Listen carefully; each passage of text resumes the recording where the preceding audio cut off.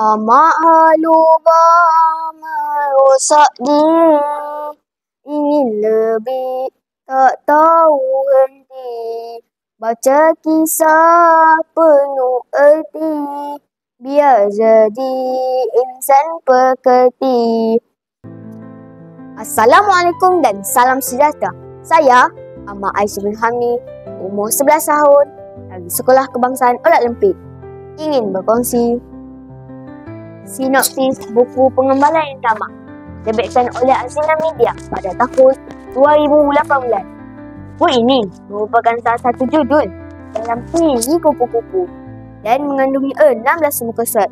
Buku ini disampaikan dalam dua bahasa, iaitu bahasa Melayu, bahasa Inggeris, dan diterjemahkan juga dalam tulisan Jawi. Kisah ini mengisahkan Awang, seorang pengembala kambing yang tamak. Ketika sedang mengembala, Awang bertemu dengan seorang lelaki tua yang menawarkan kekayaan jika Awang sanggup menyerahkan separuh daripada kambingnya. Awang bersetuju dan diberi sebotol minyak jahit.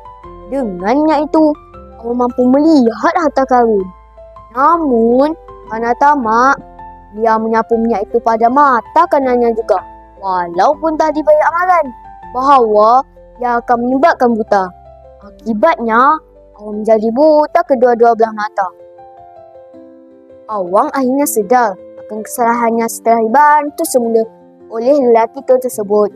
Dia insaf dan berjanji untuk tidak tamak lagi. Cerita ini penuh dengan nilai murni seperti kejujuran, kesederhanaan, dan kesedaran diri.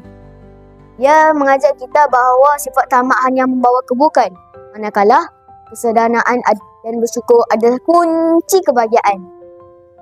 Keistimewaan buku ini terletak pada ilustrasi berwarna yang menarik, penggunaan dua bahasa yang mempunyai minat, serta memperkenalkan tulisan Jawi.